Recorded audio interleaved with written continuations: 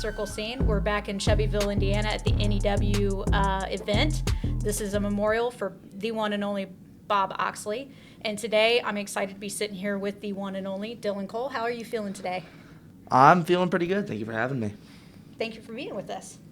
All right. So obviously this is in memory of somebody that was very important to you guys. Can you tell us a little bit about Bob? Bob was a photographer of ours who took ringside action shots for us for the better part of a decade, and he was close friends with a lot of people involved. I unfortunately didn't get to know him that well, as he only passed when I was, I want to say, 13 or so. But to be able to hold a tournament in his name year in and year out does mean a lot to me, and it means a lot to his family, and I'm glad we get to do this. That's awesome. All right, so tell us a little bit about yourself. What got you interested in wrestling? My father is a professional wrestler. He is Damian Cole, one half of the 8-Bit Punks. And so I've always had a desire to do this. And after I was a ref for about 3 years and finally decided it was time. And now I'm here, for better or for worse. Awesome. So I had seen where your dad helps with a wrestling school that's Yep. here. Did you start out in that wrestling school? I did. I trained off and on for many years. Notably, when Braden Lee and Jake Carter started training, I was only about 14 or so, but I was still going in there learning, not as much as they were, but still learning what I could at that age. And it wasn't until last year, about 2 years ago at this point, where I really honed in and decided I needed to do this and do it now. And my dad, no bias in this, is a phenomenal trainer and one of the best trainers in the Midwest, and I'm glad I had the opportunity to learn from him. Awesome. Obviously, with your dad being a big name here, was there anybody else that inspired you or helped you learn the craft?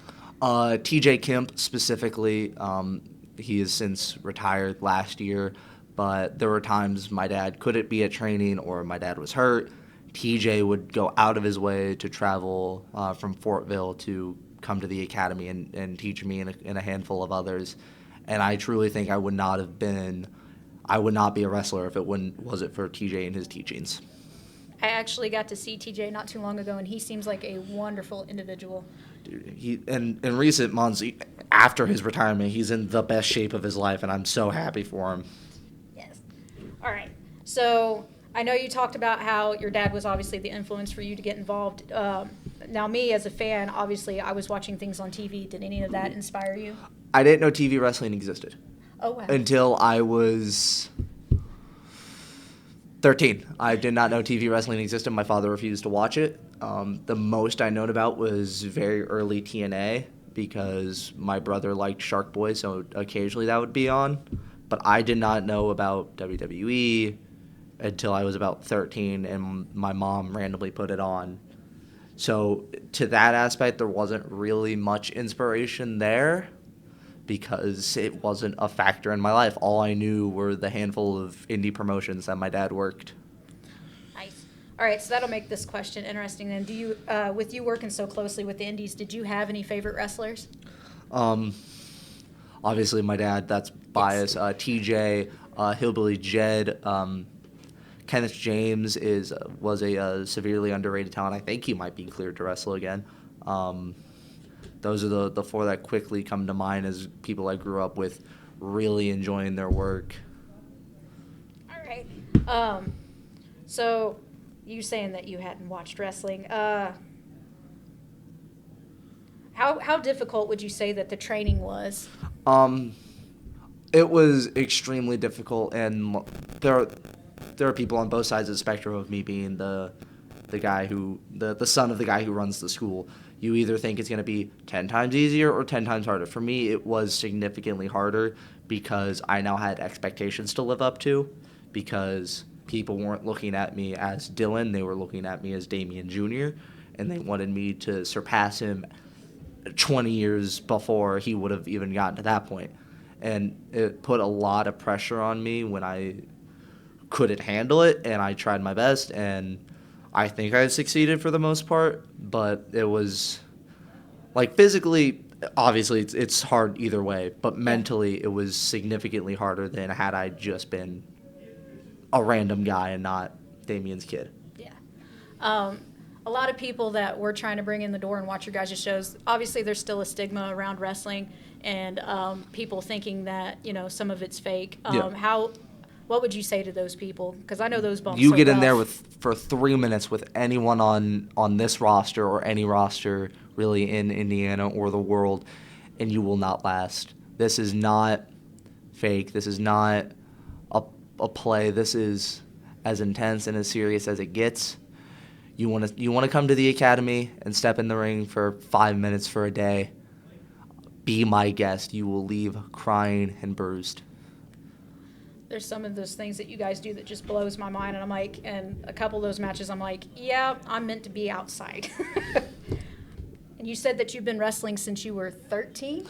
I started reffing I started training, quote unquote, at about 13, 14. I started reffing at 15, reffed for about 3 years, started wrestling at 18. I just turned 20. I'm about a year and a half into wrestling now.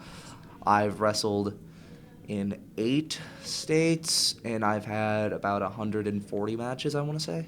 Nice. With your gimmick, how did you come about creating the person that we see out there? When I first started, before I even officially had my first match, I had this character idea, and it was really cool, and it was really unique, and I had made merch for it, and it was called Forever Unknown Dylan Cole, and I finalized the design, sent it to the merch guy, and then I went to sleep. This was like 3 a.m. I woke up, didn't remember anything about the character. Forgot the whole gimmick. And what sucks is my first set of gear had Forever Unknown on it, and I didn't know what it meant. So for months, I'm working in this gear that means nothing to me now. And so then for about a year, I'm just working as just kind of this gimmickless guy in black biker shorts, which you see 1,000 of on the indies. And I worked this show, and it's the first time I've worked for this company, and it was an adult show. And me being 18 at the time, this show was happening in a brewery, so everyone already hated me because I was too young to be there. I came out with a cup of water and splashed it in my dad's face during my entrance, and somebody had made a post, and it just said Dylan Cole is a menace. And I took that and I ran with it, and I am now the menace to professional wrestling. All right. And I've noticed that you've really got a ball rolling with your character. Is there anybody on the current roster that you haven't faced yet that you want to face? Current roster that I have not faced yet. Trying to peek out there, see who we got. You guys have a lot of talent. We do. One half of our tag team champion, Sean Kemp, is someone I would love to get in the ring with. Sean, also a second-generation talent, and I've watched him since I was 10 years old. He's amazing and a student of the game, and I would love to be in there not only to beat him, but to learn from that experience. Almost like a battle of the protege. Yep. Yes. Yeah. Yeah, I actually had an opportunity to talk with Sean and Chase in an earlier interview, and he mentioned where he had learned some of his talent, and he was mentioning OVW Yep. and things like that. Are there any places like that you would want to learn from as well? Anywhere. I am very open-minded and would love to learn from anywhere that can give me any amount of knowledge that they're willing to give me. Just the other week, I was at an NWA tryout, and I took in so much knowledge. And I don't even work the super old school style, but you could take bits and pieces from everywhere and find a way to put it into your niche. So I would just be honored to learn from literally anything. Nice. Just like an open book. All right. And then I always have a fun question I like to ask everybody, and it's if you came with a warning label, what would it say? Warning, will inevitably drop water on your face and laugh at you. Because that has now become part of my gimmick at certain places. The thing with the water with my dad is I'll now come up with a bottle of water and I will splash fans with it. Have you ever gotten a good reaction out of fans doing that? I had a fan just recently call the promoter after a show and complain that I shouldn't be doing that, and that I shouldn't be involved in the fans that way. Oh well, it's water. You're made up of 75% of it. You're fine. You'll live. It'll be fine. All right. And this is the opportunity at the end where if there's anything you want to say to friends and family out there who may watch this or who want to get into wrestling. If you want to get into professional wrestling, find a good school. There are a plethora of really bad schools who will take your money and promise, I can make you a pro wrestler in 10 weeks. No, they can teach you how to do moves in 10 weeks. I can teach a monkey to do moves in 10 weeks. It takes years, months, decades of practice to become a real professional wrestler. Find a good school in your area. Even if it costs more, you need the best learning you can get, and the learning doesn't stop when you graduate from your school. Every place you go, you learn. You never stop learning. I don't care if you're a year in, 10 years in, 30 years in, you are learning every day in this business. All right. And you heard it here. Thank you, Dylan, for sitting down and talking with us and letting Absolutely. us in on your world. And we'll see you guys next time.